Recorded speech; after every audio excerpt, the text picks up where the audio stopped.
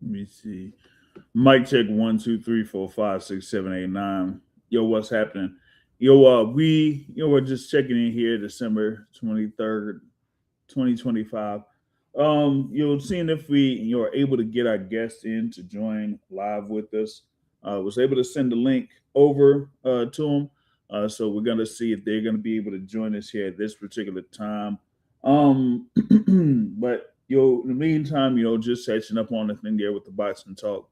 I did kind of post on Instagram in reference to the fight that took place on Friday night with Jake Paul and Anthony Joshua. It ended up having up to 33 million viewers there. So, 33 million viewers for Jake versus Joshua, and up to 15 million viewers for the Baumgartner versus Bedouin fight.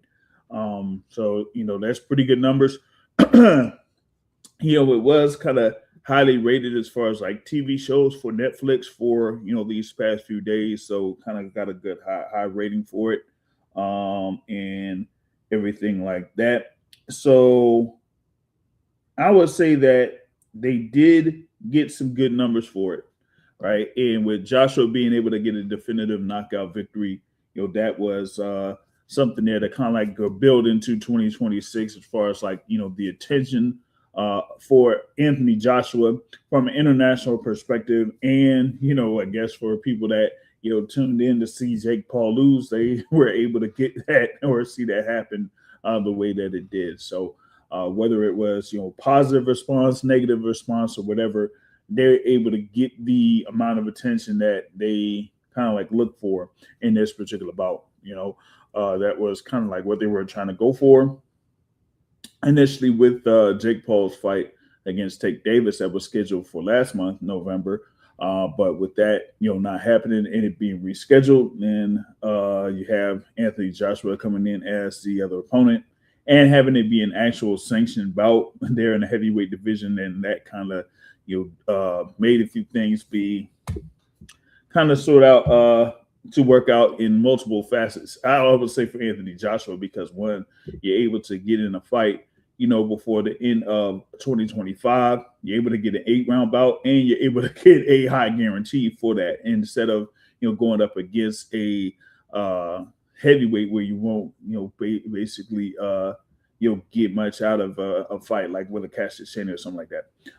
Shout out to Bull Rider. He says that Jake Paul won't box anymore. He says he's damaged goods. Hey man, you're able to have to the point where you put Jake Paul out of commission, then hey, I guess that could be a good thing for boxers. So they say like, hey, this was a statement for boxing. That Anthony Joshua is able to do that, but we have to see what this means here in the future. But yeah, you ain't gonna be seeing Jake Paul anytime soon in the ring. So a lot of these most valuable promotions cards will have to be on its own, especially with what's coming up within a couple of weeks or so with Amanda Serrano, right? She has her bout that's coming up, and of course with the co-feature bout that did take place there with Alicia Baumgartner.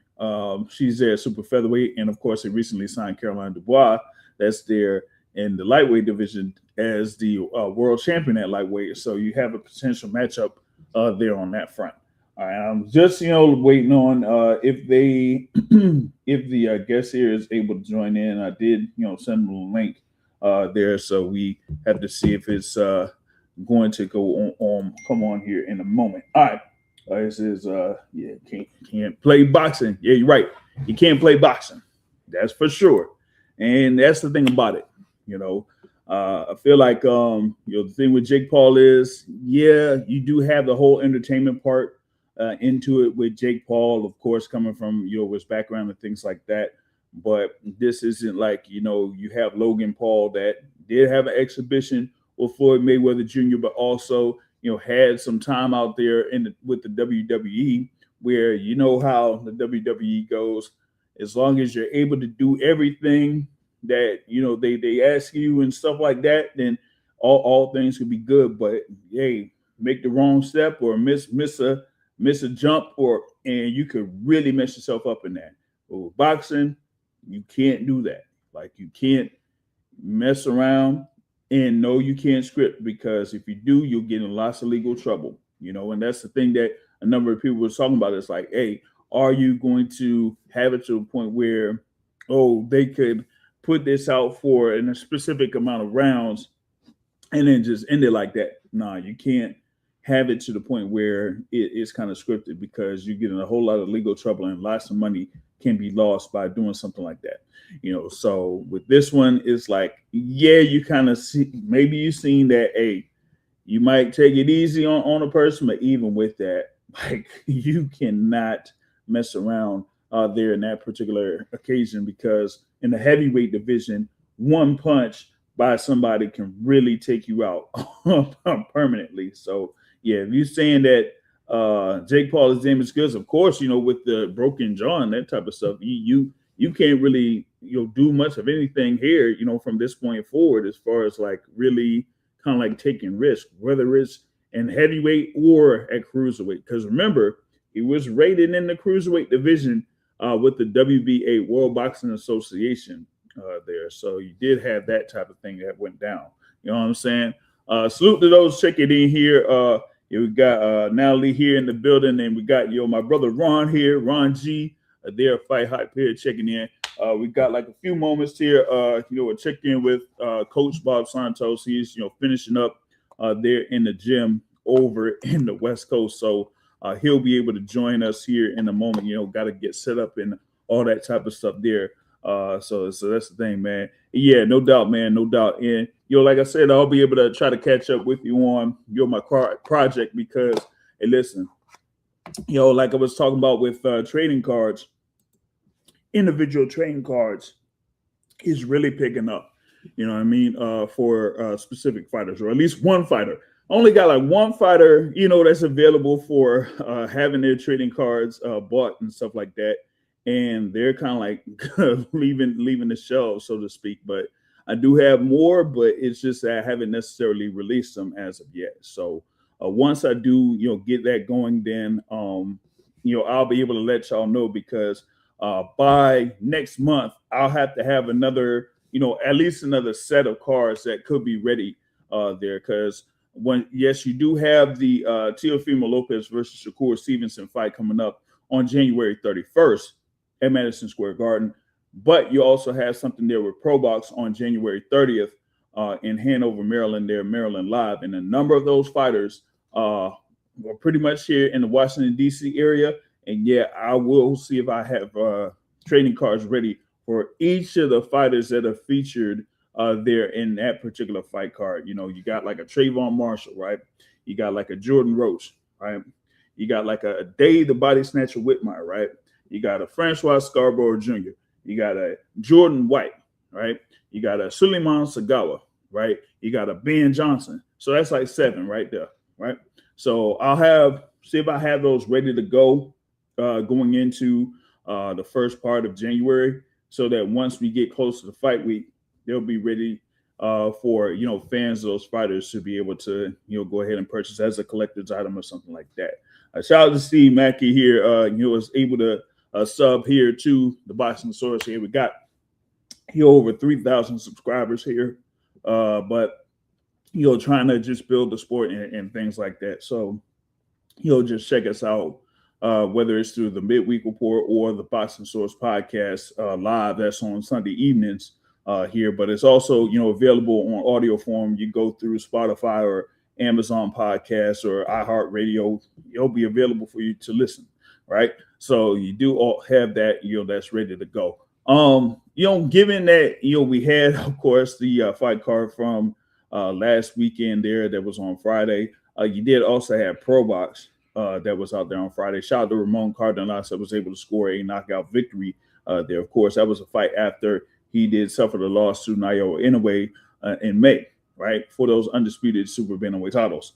But he was able to, bounce back from that, get a knockout victory, and just going into 2026, he's going to be one of those guys to watch out there. I know that Inoue is, still going to be doing his thing. He has an upcoming fight here against David Allen Picasso over in Riyadh, Saudi Arabia, right on Saturday.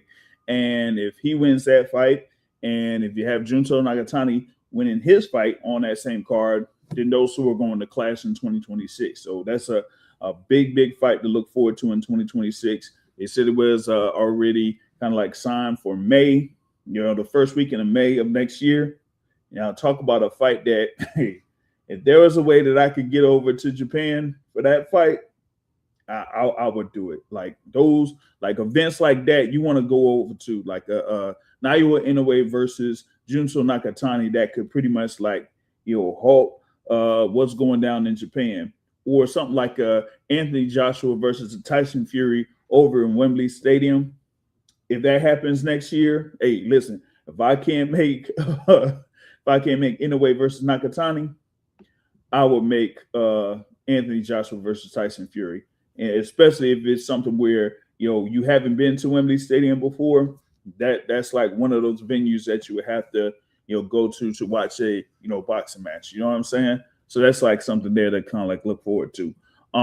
So for those listening live here, thanks for the support. Hit the like button, hit the share button here if you just visiting in and that type of thing here. But we got a few things here that we're trying to talk about here. Just waiting on Brother Bob to join us, and once he's able to join us, then we'll be able to have a conversation on different topics within boxing and what's going on with Bob Santos' camp. We've had conversations multiple times over the year. Of course, he recently opened his gym there in Las Vegas, so it's a pretty big facility that he has there. With the number of his fighters working out over there, whether it's the Perro brothers, whether it's Luis the Twist Nunez there, of course, he has Isaac Lucero there also. So, and a number of other fighters that's been able to, do some work out there in the gym. So we're going to see if we could catch up with them on that here on this front. And, of course, after that, we'll kind of look forward to what's happening this week, as it'll be the last weekend of the year here for 2025. And the Boxing Source will be having the 2025 Boxing Source Awards. We got like a multitude of categories there that'll be put out there. For the midweek report tomorrow, I'll see if I'll provide the nominees for each of those categories. So we're going to have that there ready to go. So that's something there to look forward to. But outside of that, I mean, what else did happen within that particular card on Friday? Yeah, you had the knockout victory there from Anthony Joshua. You did have the win from Alicia Baumgardner, and you also had the thing there with Anderson Silva winning over Tyron Woodley. It says, what's the issue with Anthony Joshua having to pay the United States of the UK taxes for his Jake Paul purse? Hey, yo, that be the thing, man. When you have these international fighters. Now, I don't know if he did that the last time he was in the U.S. because remember he had the fight in June of 2019 against Andy Ruiz Jr. at Madison Square Garden. So I don't know how much of a percentage that he had to pay for like international tax for that. So you have this right here also.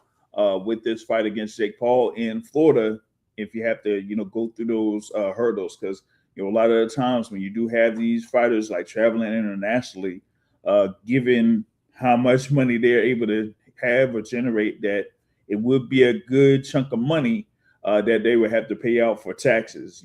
So that's kind of like one of the, I would say, the deterrents, so to speak, for big fighters there internationally that be able to try to do a few things. You know what I mean? Here. So let's see here. All right. We should have our guest here ready to go, ready to join us here. Of course, it's during the holidays, so I'm very thankful that he's able to join us here once again. Of course, he's been busy over the past couple of months, with a number of fighters involved in those bouts on December 6th in San Antonio, Texas. And of course, I mentioned there that he opened his gym there, and it's rocking and rolling, of course. So we got to add him in here. We got to bring him here. Our guy is 2022 trainer of the year. Bob, what's going on? Good to be here with you, my man. All right, man. Of course, you got a lot of stuff that happened there in San Antonio, Texas. Starting off with Luis the Twist Nunez. They're getting the win over Hector Sosa. We had a good performance there, with that decision win, landing the jab early, when he had movements where he was showing his defensive skills and, landing left hooks and following up with the jab in multiple parts of the fight. So how would you assess Luis Nunez's performance? Well, he had a hell of a performance. The jab was key. It wasn't reminiscent of Larry Holmes. I don't think anybody's at that level, but we were popping it as much as we possibly could. And so we're thankful for the outcome. He got a unanimous decision, puts him in title contention now. And by no means was our opponent an easy fight. It's a tough, rugged, durable guy. Never been stopped, never been down. So he's a rugged, durable guy. But Nunez did what he had to do, unanimous decision, and fought a very intelligent, smart fight. And that was the game plan. Just stick behind the jab, keep him at distance for the most part, and just let him run himself into shots and don't take any unnecessary risks. Because obviously we knew moving forward, we get this big win, then he's in title contention. So now he's put himself right in position for the world title. Yeah, that was the thing that I was seeing there. Of course, working the jab there early, and you're just staying consistent with that. And I think there was like, a couple of times there where you had instances where, his opponent was like landing below the belt in that position, right? But the referee was kind of like saying, hey, you had the trunks high and that type of thing. So there was like a little bit of back and forth in between rounds and stuff like that. But, y'all were able to deal with that and, just stay composed and, finish off and get that unanimous decision win. Yeah, definitely. Like I said, there was no doubt unanimous decision. The guy put up a competitive fight, but at the end of the day, I think Nunez controlled the fight, dominated the fight, and we won the fight hands down. Yep. So, like you said, in there to put him in position to contend for a world title here going into 2026. And, you go from that one fight, to the next fight there that was on the docket there, of course, with Isaac Lucero. He's really been doing a lot of good work there within the 154-pound division. And he got that salvage victory over Roberto Valenzuela. And he said on multiple occasions how much he's worked hard in that gym there to prepare for the fights. And, your impact there in his corner. You said, like, quote, working with Bob Santos has taken me to another level, both mentally and physically. He pushes me to sharpen every part of my game, from defense and footwork to ring IQ and conditioning. Now, what did you see with the results there on December 6th? Well, like I tell everybody,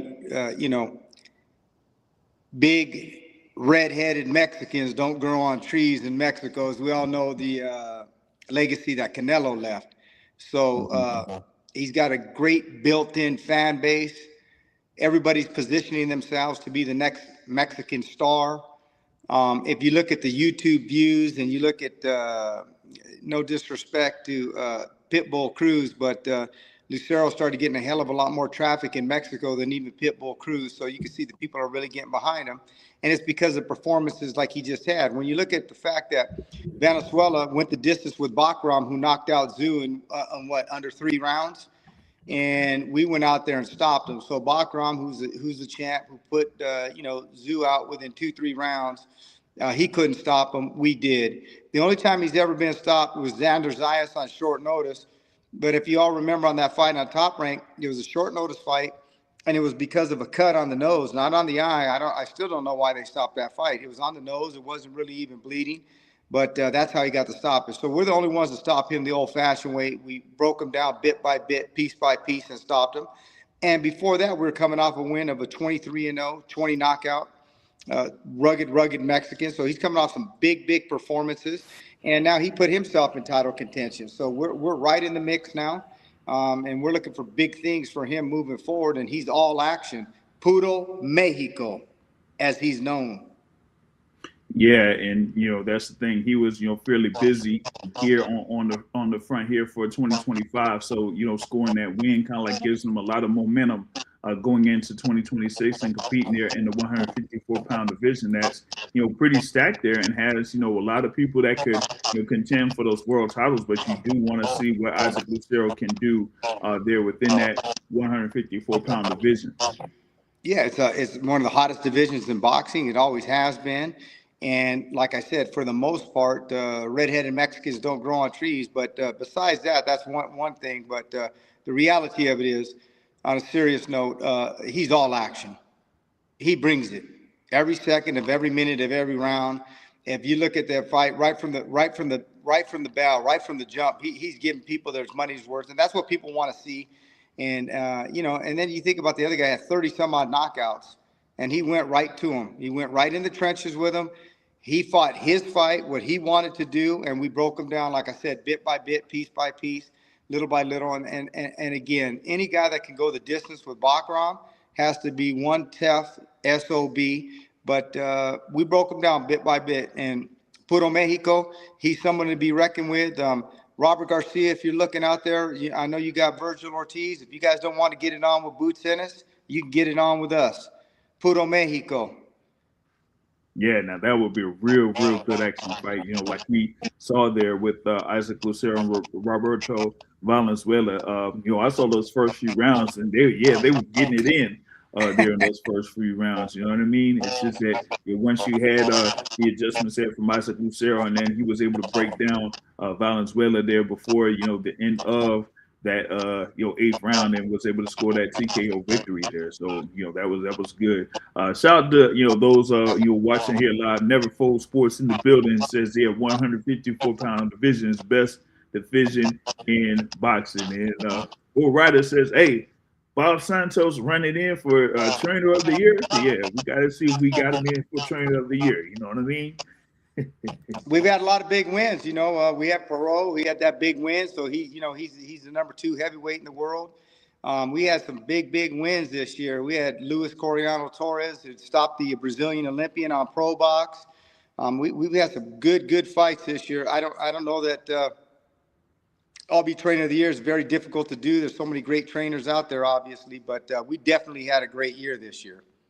Yeah, I was gonna get into that there with Linear Perro having that win over in Orlando there, and staying there at number 2 in the WBA rankings. We did have a little bit of a switch there with that WBA world title there with Murat Gasayev getting the win over Kubrat Pulev. So now we got to see if we make things shape there with the WBA and have Linear Perro there in position to fight for the world title. And you also talked about that fight with Luis Torres that was here in Washington D.C. I was there watching that, and seeing what was going on. You had that, of course, a cut over the nose. That was there early in the fight, and that was crazy. You know what I mean? But he was still able to get the stoppage victory on that. Yeah, and broke his nose in the first round. So, like I said, we've had some really good wins this year. Yeah, we had Elijah Garcia get that big win over Goucher, which is no easy task. Goucher had that 7-5 loss to Adamas, so he was right in the mix with him just the fight before. So that was a good win. Both Perot brothers stayed undefeated this year. Coriano Torres had 2 big wins, like I said, in the last one, the win over the Brazilian. We had some good wins with the Twist. Obviously, he had to win in the Dominican Republic. Then we had actually in Pro Box, I think before the year was out there, then we went to Dominican Republic. And then we had this win on Amazon Prime. And then Isaac Lucero against Valenzuela, 23-0, 20 knockouts. We had that win. So we've had some big wins this year, to say the least. Yeah, like I said, you've been very busy there.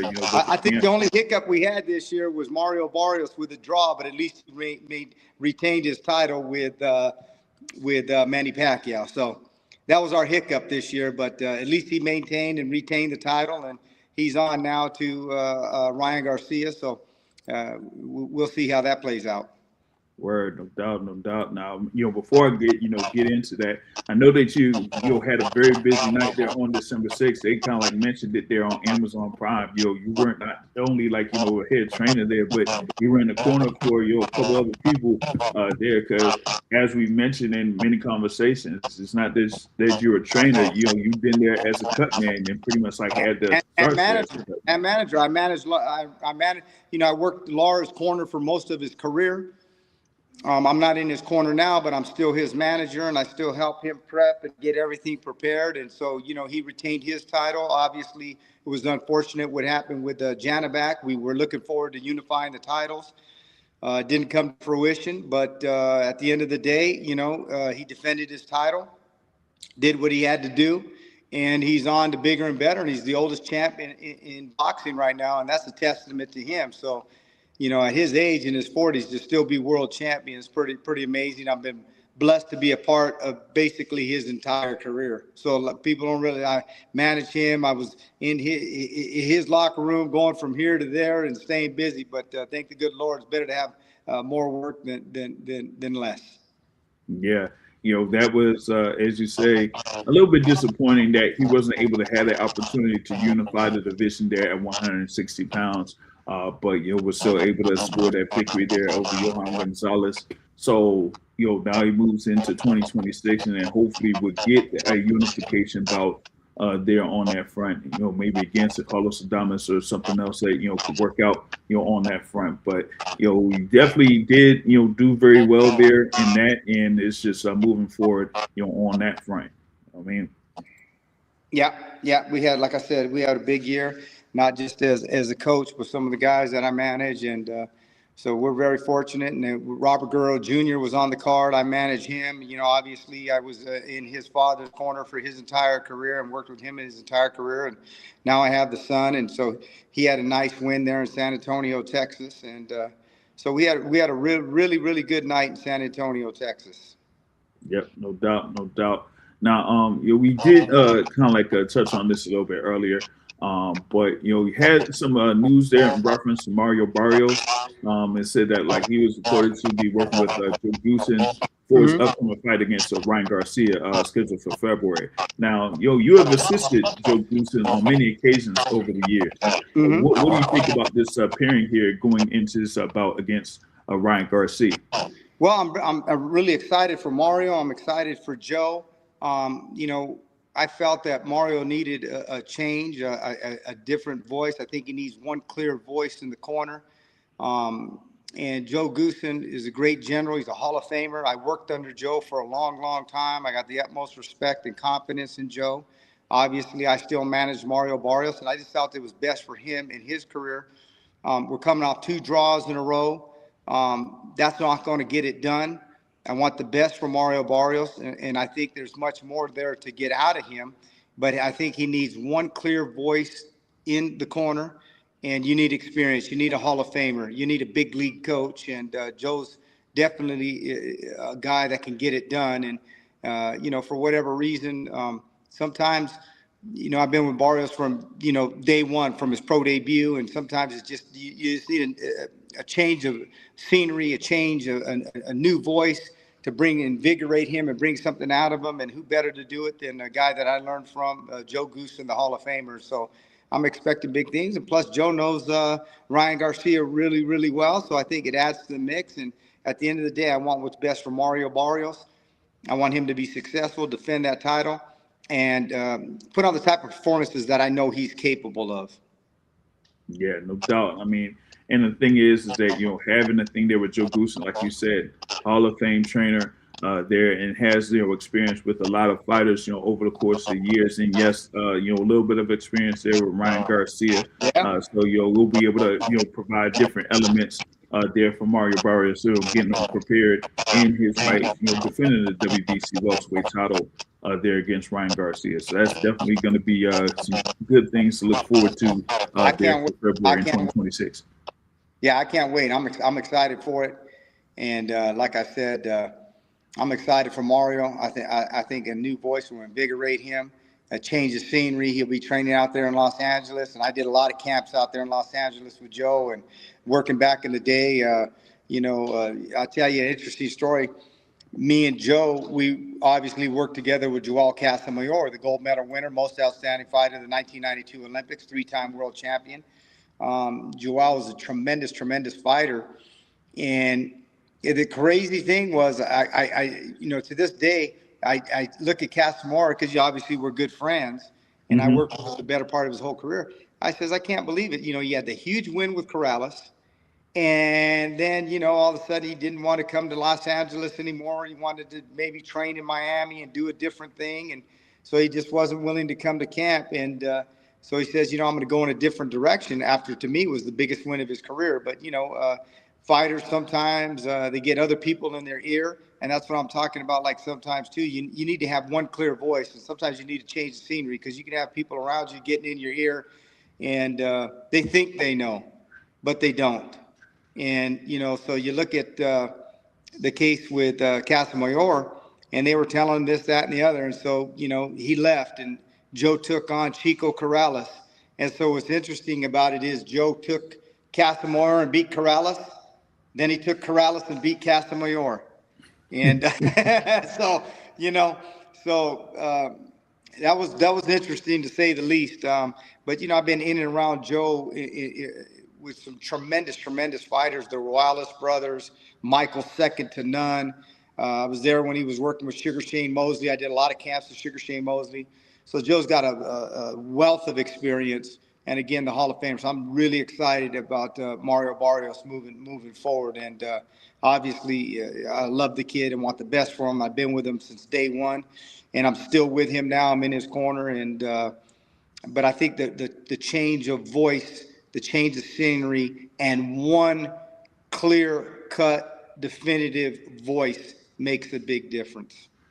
Yeah, it's one thing to, kind of like be familiar with one voice, but if you're able to, just add something in or just have something be implemented in there to give it kind of like a change, it's like, hey, maybe, I get something more or, something added in here with my repertoire that you could do there, there on that front with Mario Barrios. So, like I said, sometimes, change the scenery maybe needed there to, invigorate what's going on there with a fighter.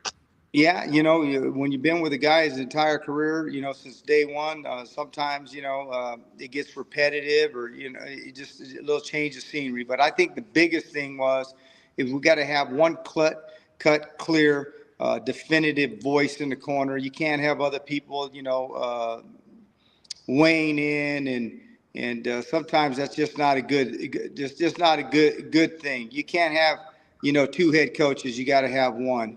And so I think that'll be a good, clear-cut change for him, and it'll be good for him moving forward.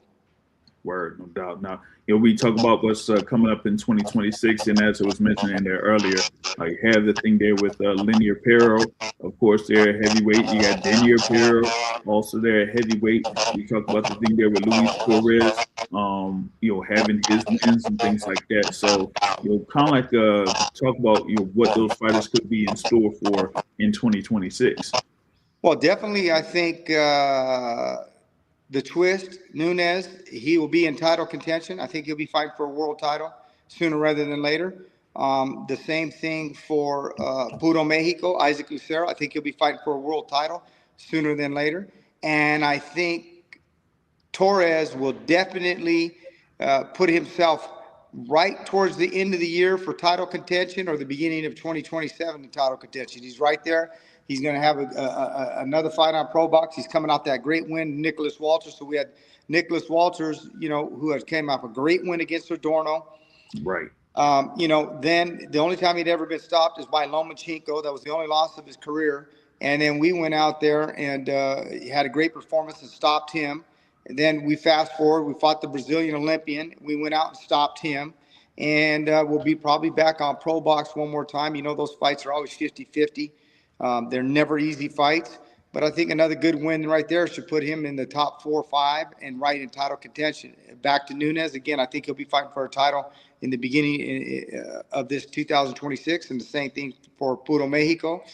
And Perot, we're going to see what's going to happen with Atuma because he's number 1 in the WBA right now.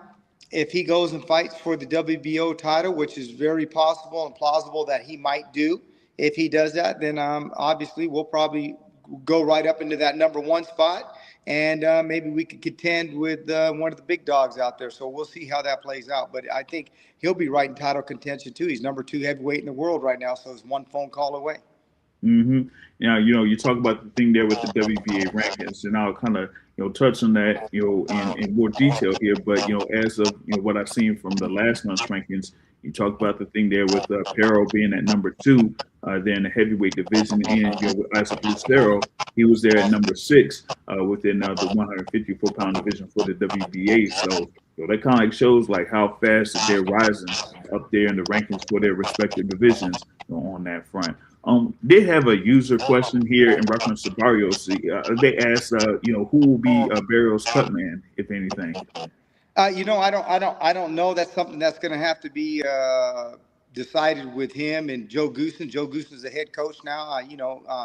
I'm taking a back seat. I'm just the manager, and obviously we'll talk to the team, Louis DeCubas Jr. and Barrios and Joe Goossen, and see what they want to do. I don't know at this point. Still got a couple 2 months out, so I'm sure they'll make a decision on that. And then Mario, whoever he feels comfortable with, and Joe Goossen, because Joe Goossen will be the head coach. He'll make that call. Gotcha. Now, one of the things that happened a couple of weeks ago was that you were in attendance in Orlando, Florida, to be part of the commentary team there for the Night of the Champions event that they had, and that was during the WBA convention over there in Orlando, Florida. How was your experience covering those fights and being at the convention? Well, it was great being at the fights and at the convention. I was able to broadcast Kevin Brown, who I used to train at one time. He had a really, really good performance. So it was great being down there, and got to get together with some of my other fighters. I also have the Juarez brothers, Sebastian Juarez. If he doesn't get round of the year, I don't know who's going to get round of the year. So that was interesting too. I think Camp Santos, we're probably going to get round of the year with Sebastian Juarez on that MVP promotions card. You never see a round like that. Probably one of the best rounds in the history of boxing. And then Omar Juarez had a big win against a tough, rugged Puerto Rican. He put himself, now I think he's probably in the top 5 or 6 with the WBA, and he'll put himself in title contention. And getting back to Isaac Puro Mexico Lucero, he's also not just in the WBA, he's top 6 in Ring Magazine. So he's ahead of Madripoff and guys like that. So I think that speaks volumes. Yep, no doubt. I mean, you talk about those fights that were there, in Orlando, including the Kevin Brown fight. You also had, Johannes Tejas there that was, former WBA or interim champion, something like that was in that fight card as well. But, that could be a potential, matchup there, for Isaac Lucero. So, you kind of like see, who's out there. And, we're ready. We're ready. James, we're ready, man. I'll put Lucero, we're ready. Like I said, Ortiz, any of these guys, hey, we're ready. Like I said, Backrom, who fought Venezuela, went the distance with him. Who's the only guy to break him down bit by bit, piece by piece, and stop him the old-fashioned way? We really put in a tremendous performance. I mean, what a performance that was, to get out there and stop a guy like that, because that guy can bang, man. 30-something knockouts. That boy can punch. There's a reason that Backrom didn't just walk right through him. But he went right at Zoo. He didn't do that with him. So I think that speaks volumes to the type of win that Lucero had. And again, coming off of the 23-0, 20 knockout performance with the guy before that. So we got the utmost confidence in him. We think he's going to be the next biggest star from Mexico. Again, be looking for him sooner rather than later. Hopefully, Cinco de Mayo. I think that would be great for not only the Mexican fans but all boxing fans. Because one thing about him, you won't get your money's worth out of him.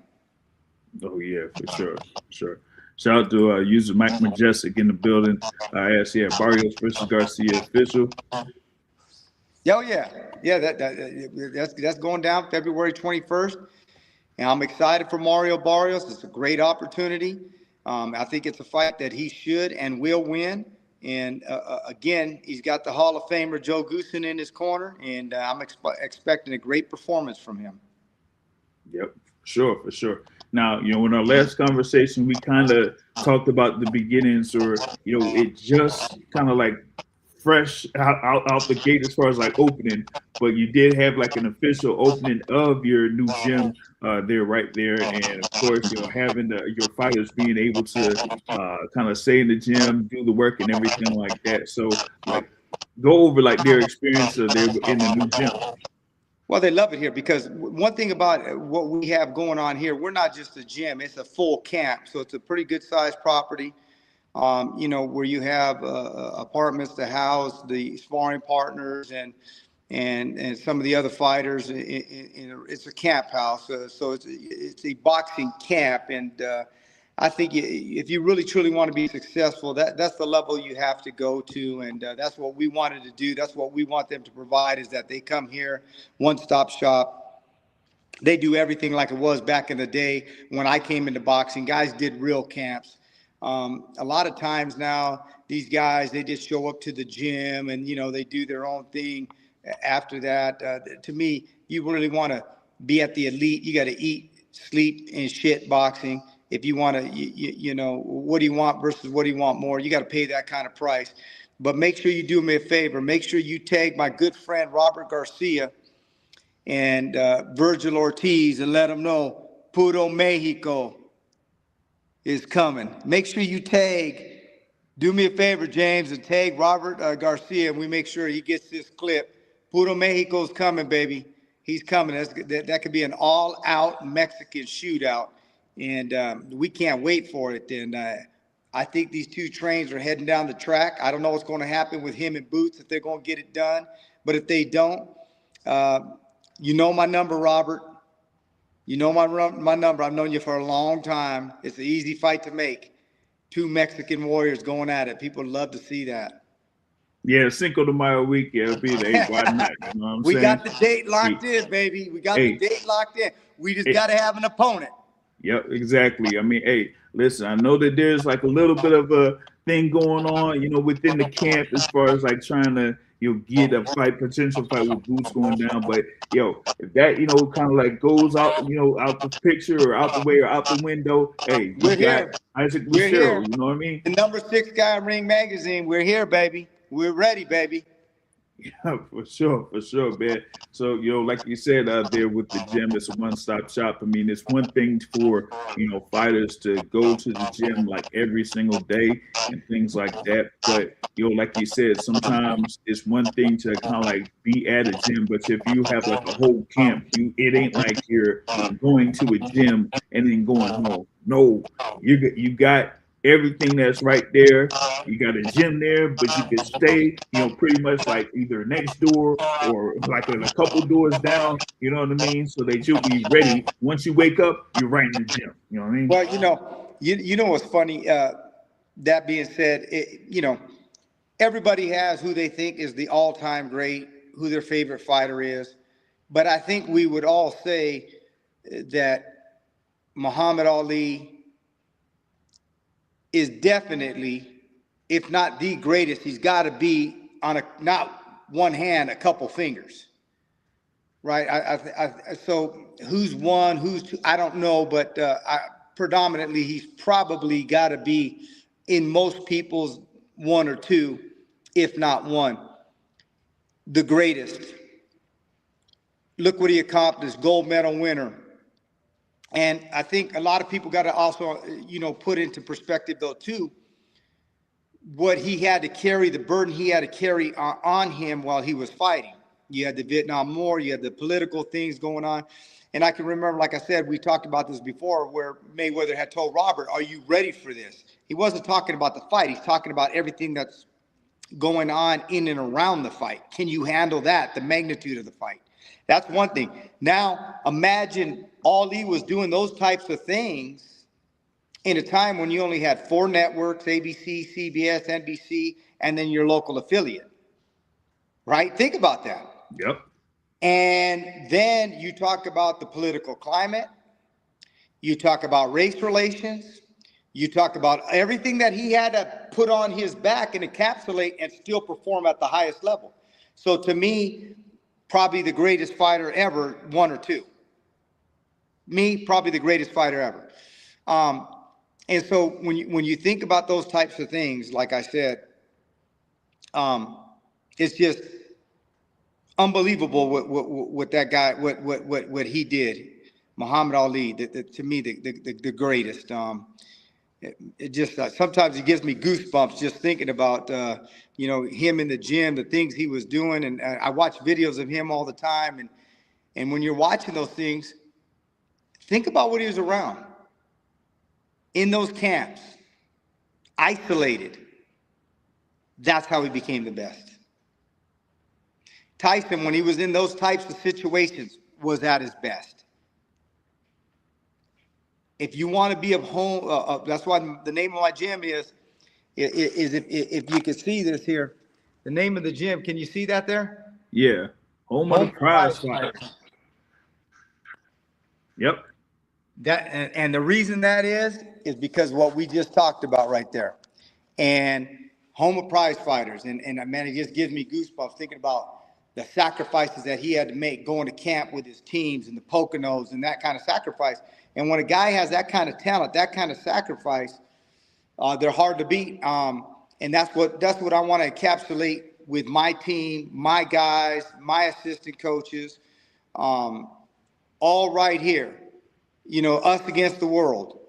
And I think it's paid dividends. And I think that's why I have a few guys in positions for world titles next year. We could possibly have 4 of our guys fighting for world titles next year, possibly maybe even 5. So that being said, I think that speaks volumes because us against the world. And like I said, go back to Muhammad Ali and think about him in the Poconos and running up there in those mountains and in those work boots. I mean, It's just a different mindset, different element. Yeah, completely different element. And, like you said, having, all of the attention towards him and all the pressure, that was behind him and what he had to go through. You know what I mean? So, even with the thing as far as like getting prepared for fights, is that one instance it's like an isolation, but it kind of like prepares him for all of the attention that he will have going into that fight and after the fight as well too, because being like one of the most popular, not just fighters in the world, but the most popular figures in the world at that time. You know what I mean? Yeah, but think about this though too. You had 2 different dynamics going on because you had the camp that was all for, a lot of times, like Floyd, you have his haters and you have the people that support Floyd.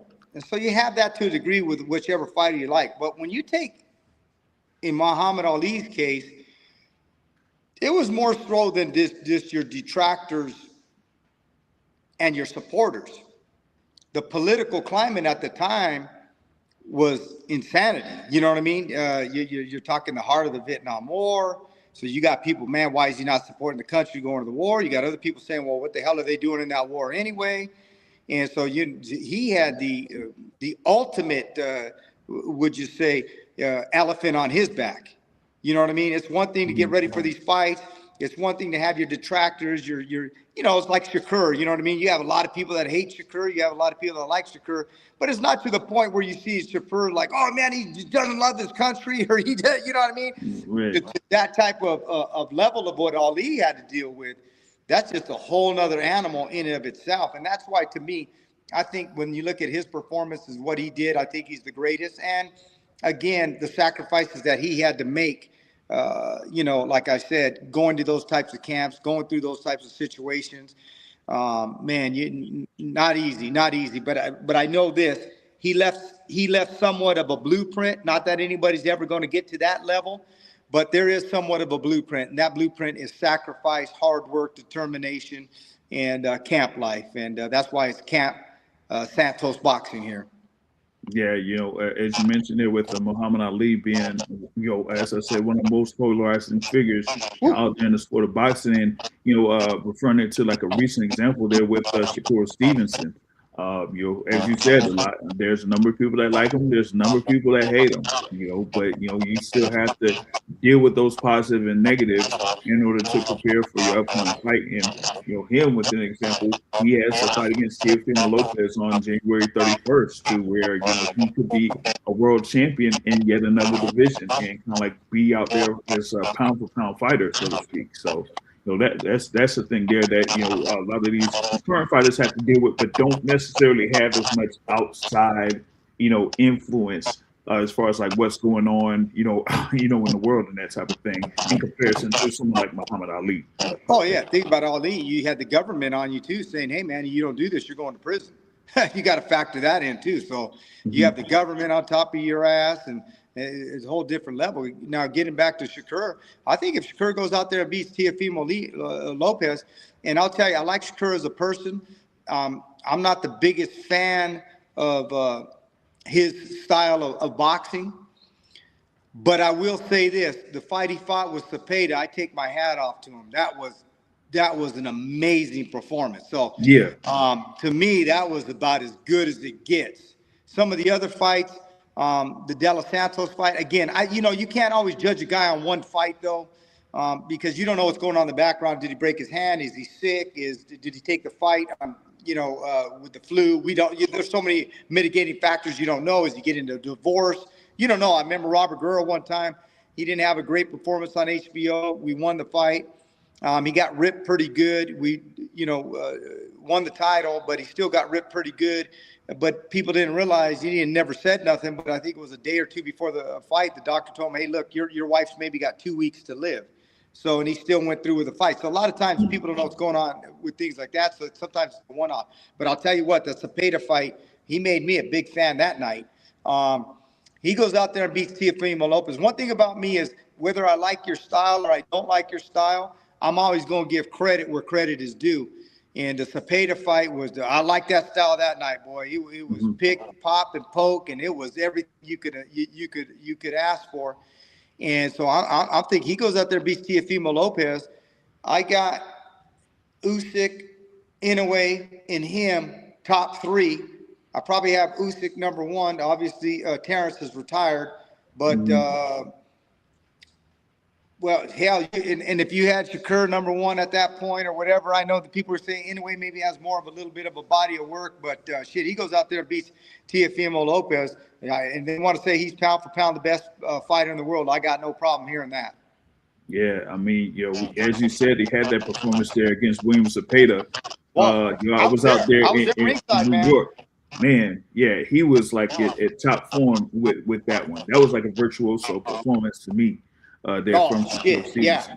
You know what I mean? As good as it gets. Like I said, I'm not, and he knows this. I've helped him. One of his coaches is very good friends of mine. But one thing about me is I'm always going to give it 100 of what I think.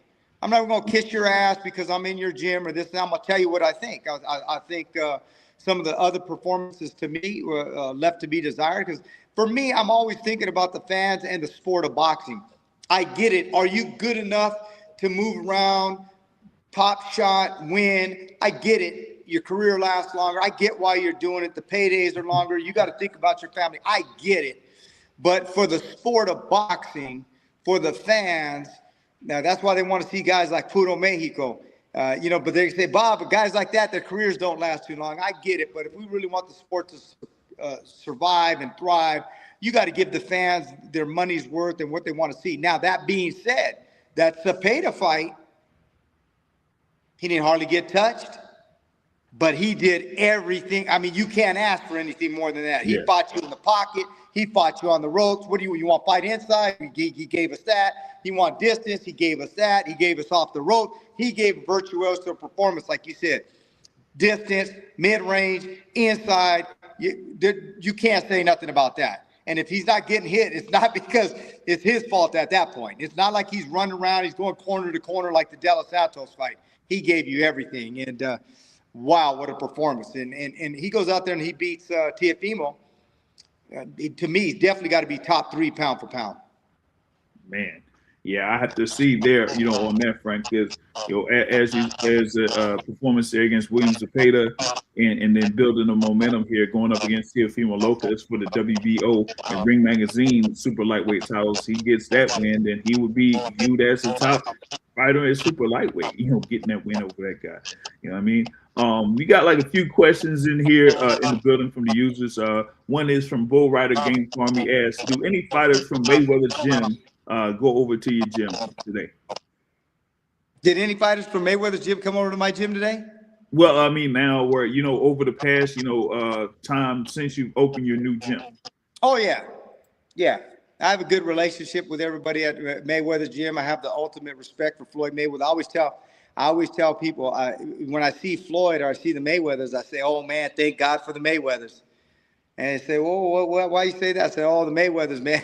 They put some of my kids through private school. Thank God for the Mayweathers." And that's what I always tell people when they're hating on Floyd and this and that. Hey man, thank God for Floyd, because you got to realize how many guys' lives he changed. I'm one of them. He changed Robert Guerrero's life. He changed my life. He changed everybody in Guerrero's family's life. He changed everybody in my family's life. So same thing when you look at guys like Marcus Madonna. Those were career high paydays.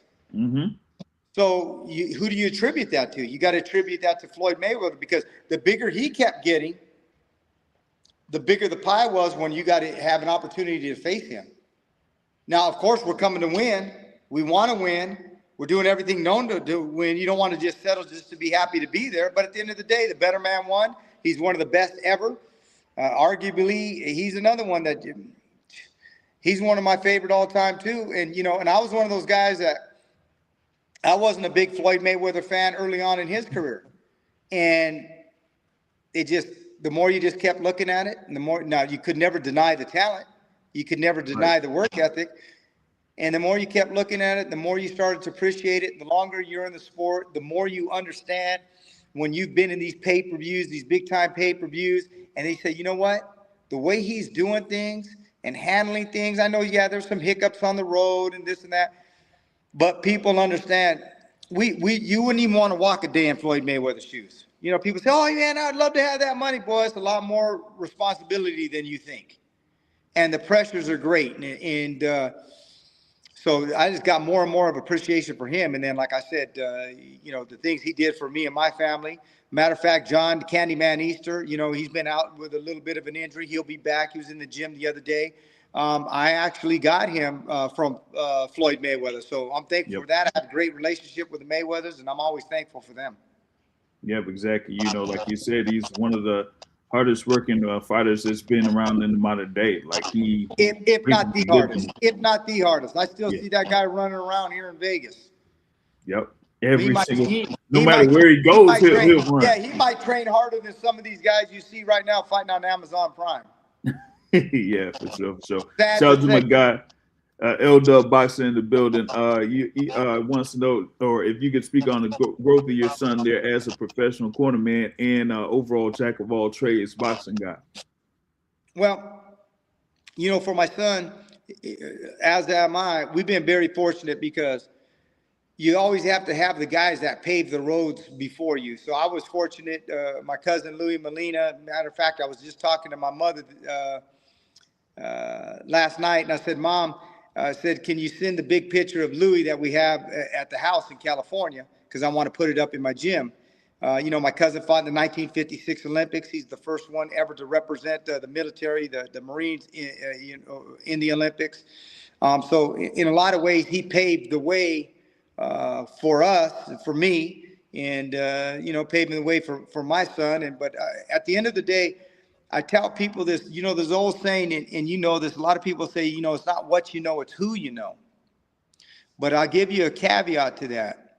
It's not what you know, it's who you know, but what you know will keep you there. If you want to sit there at the highest level, you have to produce at some point. Yeah, you might get more opportunities than others, but at the end of the day, you have to have the wherewithal, because nobody wants to be around a loser. And I tell my son all the time, you have to work hard, because, you'll get the opportunity. But at a certain point, that manager or that promoter is going to say, this is my investment. He ain't producing. There you go. And I'm going to tell you this. If you look at Mario Barrios, I was his manager and head coach. And I had to think, what is the best for him as a fighter? We're coming off 2 draws. He needs a change. Because for whatever reason, we're not getting it done together. And so I had to look at it from a management standpoint and say, well, now, if it was just another coach, regardless, I don't care if it's Emmanuel Stewart, I don't care if it's Freddie Roach, I don't care who it is, as a manager, 2 draws in a row, something got to change. Something's got to change. And that's why, like I said, that's why we made the move to Joe. The same thing goes for me with other guys that I coach that are managed by other people or other promoters and this and that. You have to produce. You have to produce. Mm-hmm. And people can say, oh, I did this great, I did that. Are you producing? Do your guys win? Yeah, that's the thing. That's the bottom line. Do you guys win? No, well, it was the strength coach. It was the weight cut. It was the this. It was that. And then the day, you the head guy. You the head guy. Yep. Did your guy win? Mm-hmm. That falls on you. And you could say it was this guy, that guy, and, like they all say, once you point that one finger, you got a hell of a lot of other fingers coming back at you.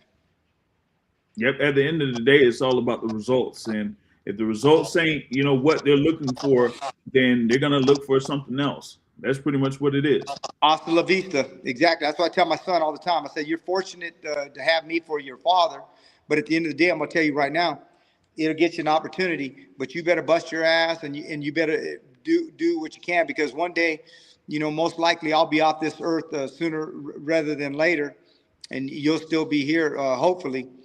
And at the end of the day, you're going to remember some of these things that I told you, because I can't save your ass. Nobody can. You're going to have to put in the work. You're going to have to get the results. And if not, I can tell you, the sport of boxing is the ultimate in capitalism. It is the ultimate in it is capitalism to the zenith, because it's feast or famine. You're Floyd making millions, or you're over here doing a club fight. You're doing this or you're doing that. This isn't the teachers union. This isn't whatever you produce. You know what I mean? The plumbers union. Right. You didn't do too good. You still get the same paycheck. No. If you want to be here, this is what it is. You want to be here, that's what it is. Again, that's why I named my gym Home of Prize Fighters. I'm not just looking for guys just to be world champions. I want to go to that zenith. I want to go to that next level. And that's what I told my son. I go, remember these things that I tell you, because I'm not going to be around forever. And so you better, when the reins get given to you, you'll get an opportunity, but you better produce. Because a lot of guys, they think they want the reins, and then they get them. And, failing to prepare is preparing to fail. Then they get the reins, and then what do? Oh, it was the strength coach. It was this guy. It was the assistant guy. It was that guy. No, it's you. Mm-hmm. It's you. And in this sport, this too. That's why I have such an appreciation for guys like Emmanuel Stewart, Joe Goossen. You hear a lot of young coaches, or even older coaches that never ascended to that level. They're always talk, Emmanuel Stewart, he really wasn't that good. It was the work of another guy, and this guy's the guy that really built him, and that guy did. How can he survive that long in this sport at that level without producing? Exactly. You know what I'm saying? Tom Brady, at a certain point, are you going to give him a little bit of credit? Are you going to give the coach a little bit of credit? Or are you going to say, it was his Pop Warner coach? He still got to make the coach still got to make calls in the Super Bowl. Mm-hmm. Yeah. Oh, but he developed him this. Okay, that's a one-off. Emmanuel Stewart did it how many times? Joe Goossen's done it how many times? Freddie Roach has done it how many times? At a certain point, the better thing to do is Robert Garcia or those guys done it how many times? At a certain point, what you need to do is just take your hat off to them. Do your thing. Say, hey, man, congratulations. Right.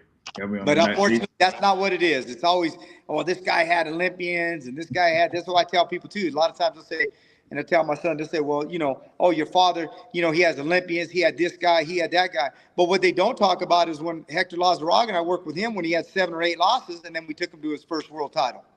Then a lot of guys on BoxRec that got 7 or 8 losses, go take a guy with 7 or 8 losses and make him world champion.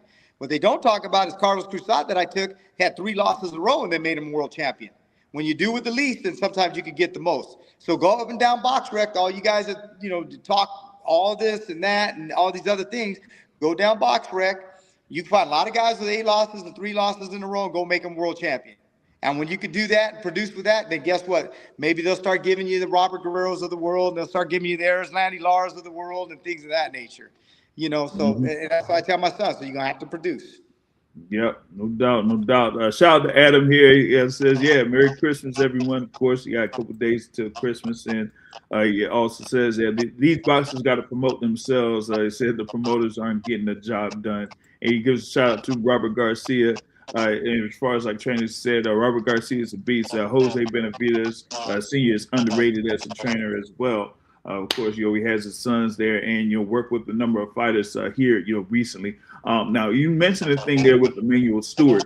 That reminded me of a conversation I had, a few days ago with the coach here around my area and Coach Barry Hunter. He's, been under the wing and learned from Emmanuel Stewart. And he's like, one of the more respected trainers in the game too. You know what I mean? Oh, But Barry's a great trainer. I don't have a great relationship with him in terms of I've never been in his camp. I don't know him like that, but I know of his work, and obviously I know of him and what he's done and what he's accomplished. And I worked with Carlos Adames. Obviously, I took him to his first world championship.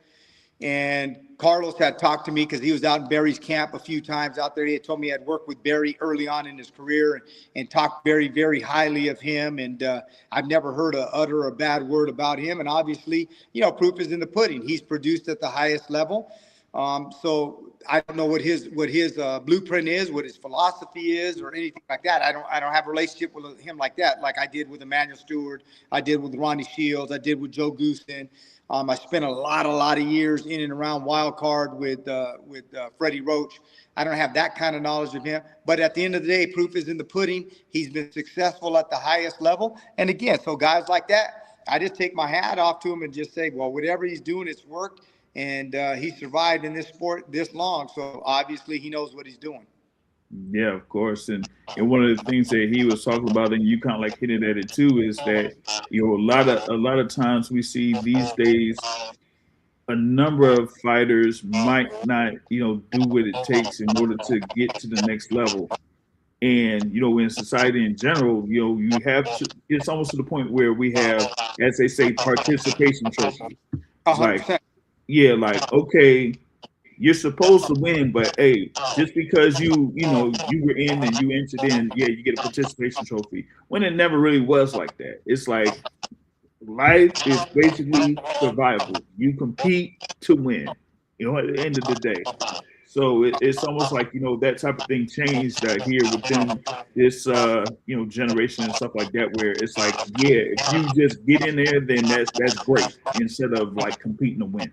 I mean, Yeah, you got to compete to win, give your utmost best. Are you always going to, Floyd Mayweather's an anomaly. Is there going to be another one like him? I don't know. Probably not. If there is, okay, it's always pretty much a one-off compared to everybody else.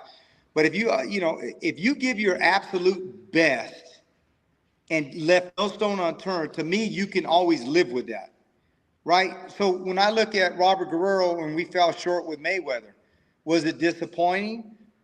Was it disheartening when you've put a decade worth of work to get to that point in your career and to come up short? Yeah, but when you left no stone unturned, you prepared to your absolute best, and he was just a better guy, you can always live with that. And you'll always be successful anyway, because maybe you don't become a billionaire. Maybe you become a millionaire. Maybe you don't become a 6-time champ, you become a 4-time champ.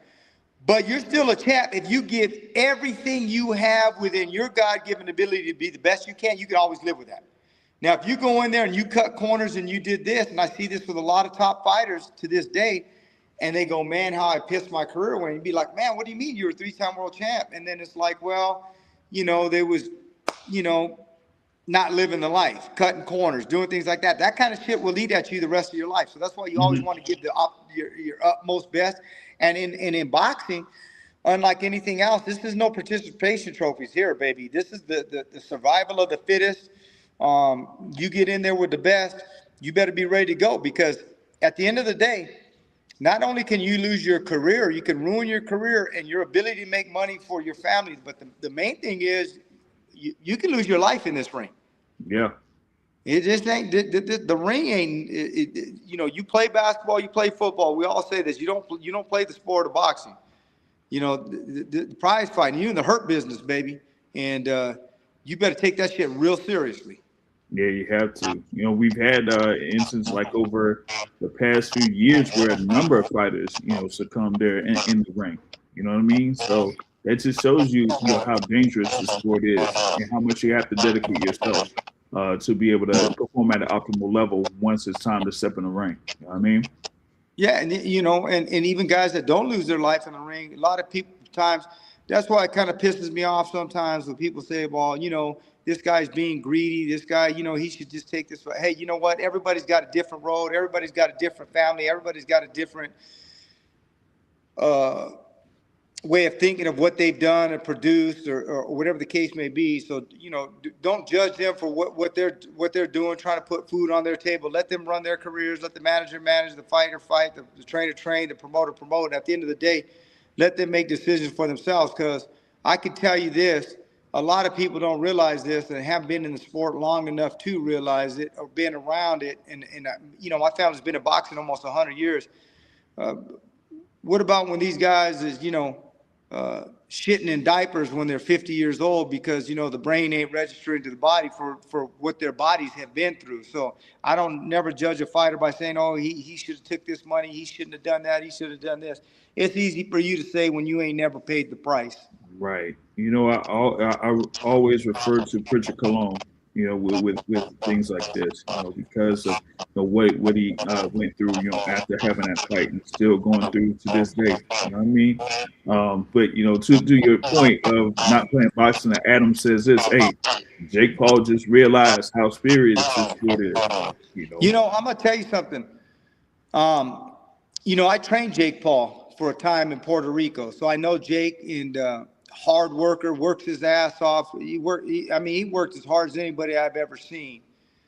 And people don't realize this. The guy can't punch. I mean, he could really crack. I know because I worked the shield with him and stuff like that.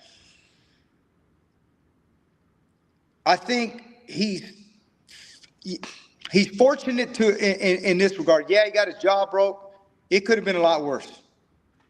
It could have been a lot worse. Um, People say, "Oh, I think it was scripted. It was fixed." I don't think that at all. I think AJ was just taking his time, wealth of experience. Obviously, it's not scripted. He broke the guy's jaw. But I will say this.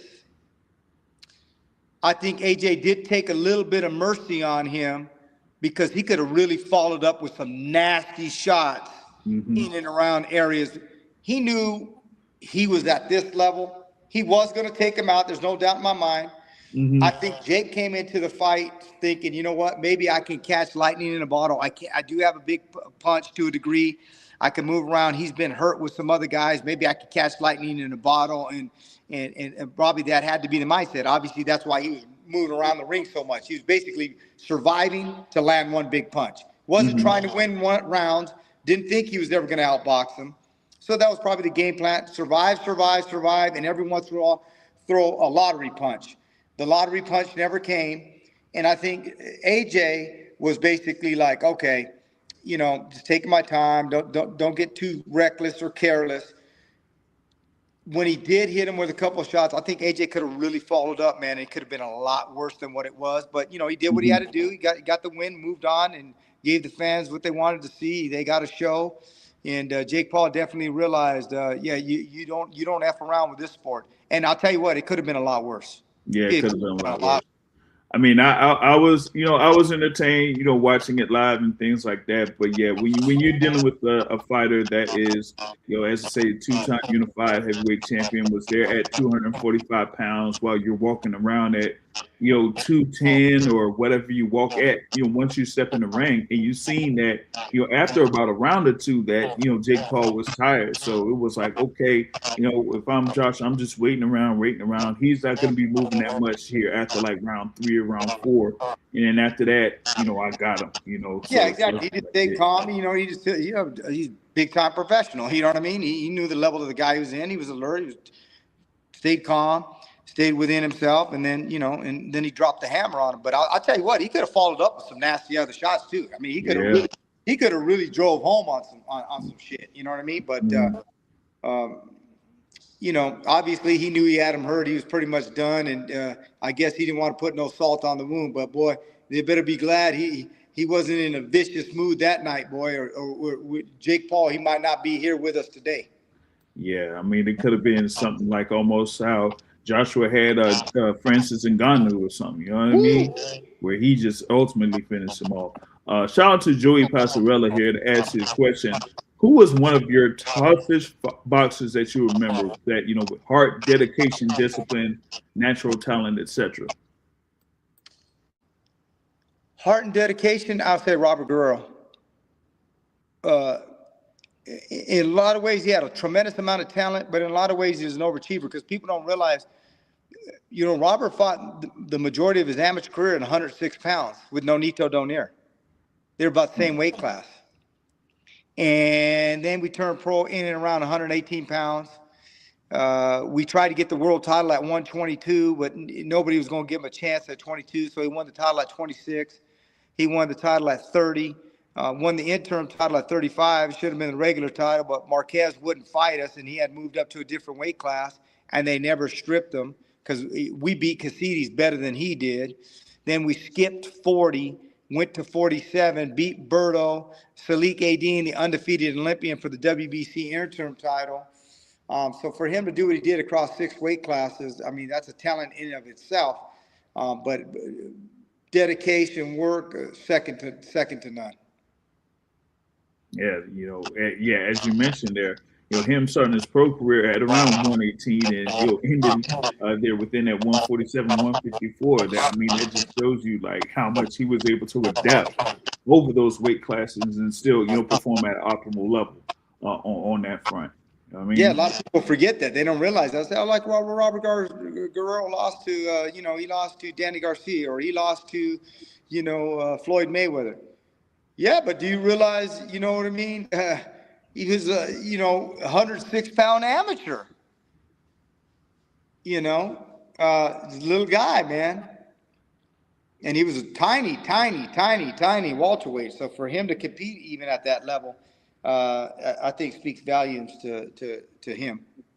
Yeah, it's one thing to kind of like go down to make a weight, but when you're coming up, it's like, yeah, you have to bulk up or whatever it is in order to get within that weight class. So that kind of like shows you the matchups that you have. It's like you're there coming from, like, say, even with like lightweight, right? You're coming up from 130 or whatever it is, going up against somebody that's used to being that lightweight that was training at 145 to get down to 135 or something like that. You know what I mean? Yeah, it's a big difference. That's why they have weight classes for sure. Yeah. So Joey says thanks there. Great. And Bull Rider says, yeah, Robert Guerrero Sr. was someone to watch. Yeah, he definitely made a show when he was out there competing and things like that. You got your money's worth with him, but like I said, a lot of people never realize how small he was going up against those guys, and be like, Robert, yeah, he was pretty good, but he wasn't that. Man, if he would have stayed in and around his weight class, 26 to 35, there wouldn't have been many out there that could have beat him in those weight classes. I can tell you that. But the money was at 47, and and obviously he made a decision, calculated decision that was best for him and his family, and that's what we did. Gotcha. Before we kind of like wrap this up here, I'm trying to see like what would you be looking for in 2026? Not just for your fighters, but for the sport of boxing in general. I think the main thing in sport of boxing in general is we all know what we're getting into and what we sign up for. What I would like to see more of is a little less political correctness in the rings, in terms of, I understand the referees, they make decisions on, when to stop fights. That's within their right. They could waive a fight off for whatever reason that they see. That's to their discretion. But I think sometimes I try to tell the referees, when you have a veteran cornerman like a Robert Garcia, Joe Goossen, guys of that ilk, or guys that are really respected in their state, that have, a lot of experience, and especially when we're at the championship levels, in and around 10, 12 rounds, I would like there be more discretion for the referees to not jump in so quickly and wave off fights. I think the sport would be 10 times better. I understand, yes, there's risk involved and people can get hurt. I get it. My family's been in boxing 100 years. I get it. I understand it. But I think we got to give more discretion, because to me, it's very frustrating and disheartening when we prepare for 2 months. I know what kind of shape my guy's in, and I tell the guy, and you just wave the fight off right away. And yeah, I know your ass is on the line because the commissions are like, they don't want to get sued or whatever the case may be. But I think it should come to the discretion. Give me the discretion. Like if I think my fighter's in jeopardy, I've stopped fights before. Give me that wherewithal, because I live with the guy. I'm with the guy. I'm in camp with the guy. And sometimes I understand it's their job, but I understand it's their discretion. We have to respect that. But it's just frustrating to me sometimes when the referee comes in, he waves off the fight. And I'm like, man, I know what we went through in the camp. And then not only just the camp, what these guys go through, because some of these guys, this is their one and only opportunity from the age of 8 years old to be in this position. They may never be in this position again. Yeah. And just to wave it off because you're like, well, I thought that, he could get hurt or yes, that's your right. But if I'm telling you before the thing, give me the discretion. If I think he's hurt, he's in jeopardy, I'll stop the fight. But I think they should put it a little bit more on the onus on the corner. Now, obviously, the guys, you just seen the guy's just taking a pummeling and the corner doesn't have the wherewithal to recognize what the hell is going on, okay, stop the fight. But first knockdown, the guy hasn't even had a chance. You just wave it off. The guy's, he gets knocked down, and you see it. He gets knocked down. He goes to a knee. The guy starts counting. He starts counting, then just waves it off. Right. What? Yeah, it'll be like in the middle of a count or something like that. But as you said, especially in those like high-profile fights that are like 10 or scheduled for 10 or 12 rounds, for example, that could be for a title eliminator or a world title fight. Like you said, you've been in the corner with this fighter for months, getting them prepared for those fights where a whole lot is on the line, and you don't know if they're gonna have that opportunity ever again. No, you don't. I've seen it. It happened with me with Rosario with Ramos, and I had told them before the fight. Now everybody could say, "Well, you guys were clearly losing the fight." I would agree with that. But Rosario is a big-time puncher. Does that mean he's going to land that punch? Probably not. But if he gets up after one knockdown with around 4 minutes to go in the fight, we're already in the 9th round, and he's looking at you and say, okay, I'm ready to go. He's standing firm, and then, no, we waved it off. Well, I had told you guys before the fight, what'd you wave it off for? Well, he had been stopped 4 times previously. Well, what does that got to do with today? Yeah, exactly. But unfortunately, and like I said, if we did more of that, there'd be more action-packed endings. Sometimes guys that we think are going to win would not end up winning. How many times have we seen a guy get knocked down, he come back up? You look at Tyson Fury, you look at Deontay Wilder. That's a prime example. Yep. Now, I would have had no problem with them waving him off because, he wasn't even looking. Right? But you see what I'm saying, though? But it's always to the discretion of the referee. You had those discretions, yeah. Yeah, you could have called that off. I would have had no problem with that. Right? But, again, if they would have waved off the Tyson Fury fight, the first fight with Deontay Wilder, I don't think one person in the world would have said that was a bad stoppage. Right. But that being said, he got up and ended up winning the fight. So how many times are we robbing fighters of life-changing fights and the fans of some of the greatest fights that they would ever see? And so that's the thing that I always tell people. We can't be politically correct in the sport that we're in. You hear people all say, and it really pisses me off when I hear people say, well, it's such a dangerous sport. Yeah, I understand that. It's dangerous to be an electrician too. Do you like electrical in your house? It's dangerous to be a roofer too. But do you like the rain hitting you in the face? Right. Okay, but these are the jobs that people sign up for and do. This is what Hmm. life is all about. And if this is the choice of what they want to do, who are you or I to take that away from them? Exactly. Exactly. And you talked about that thing there with Jason Rosario and that controversial stoppage, right? And I was there out there February 1st in Las Vegas, for that. And earlier in the card, you had something with a bout between Mirko Cuello and Christian Olivo, right? And in that particular bout, like Olivo, I'm not sure if he's still on here.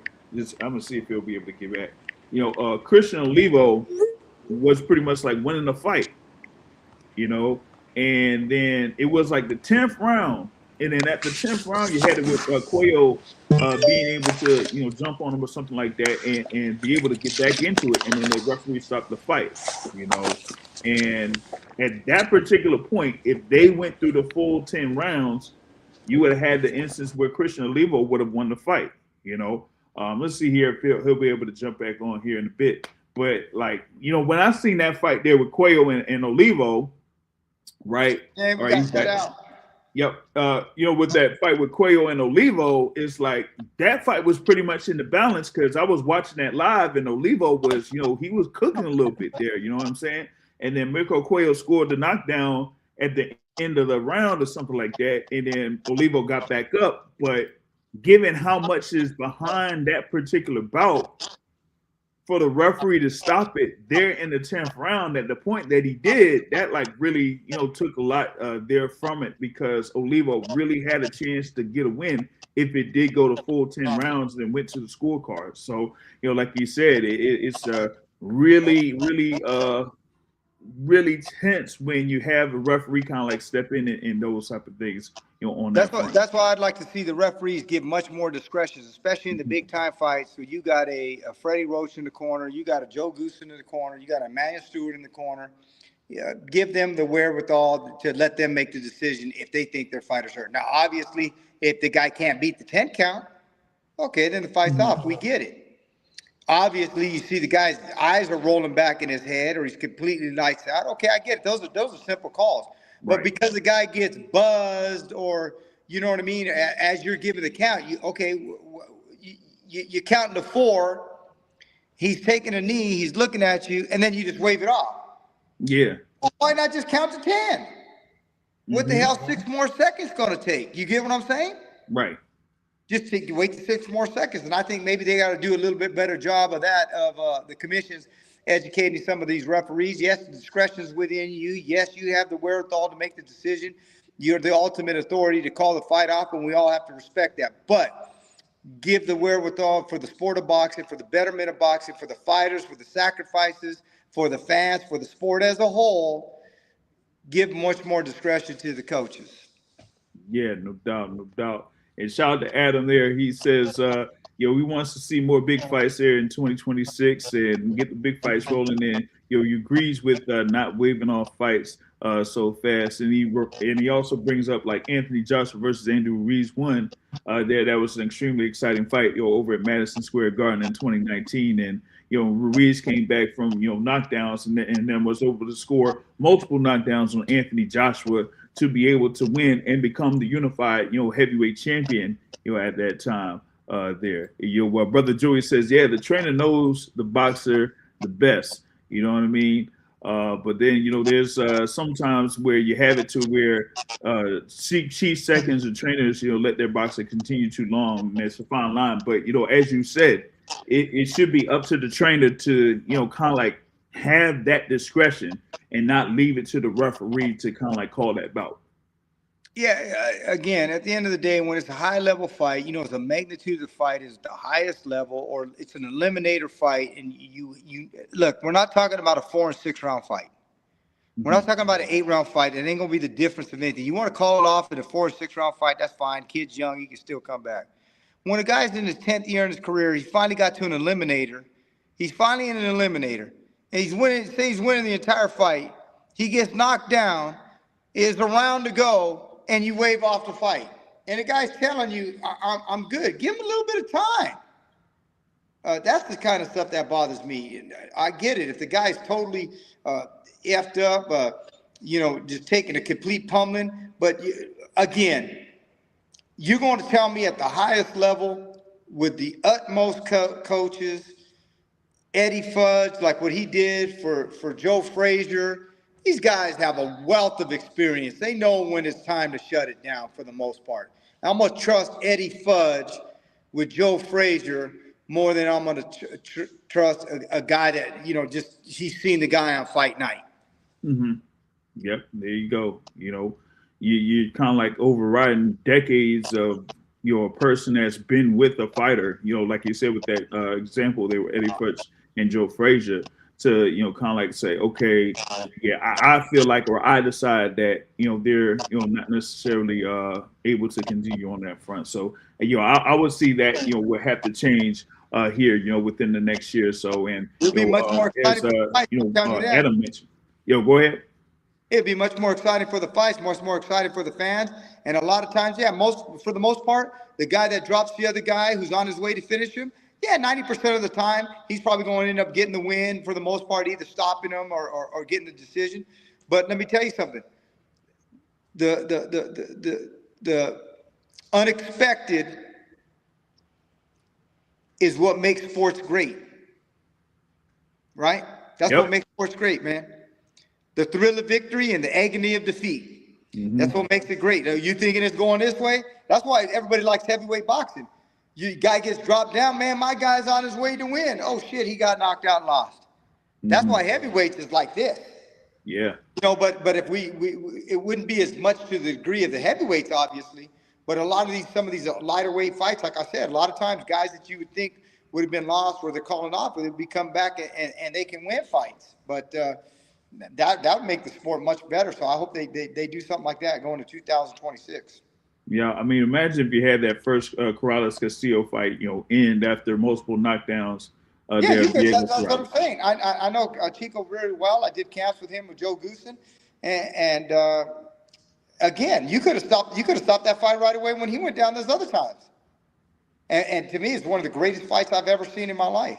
And shout out to my man Joe Goossen. I'll never forget it, Joe. You better get on the inside of him now.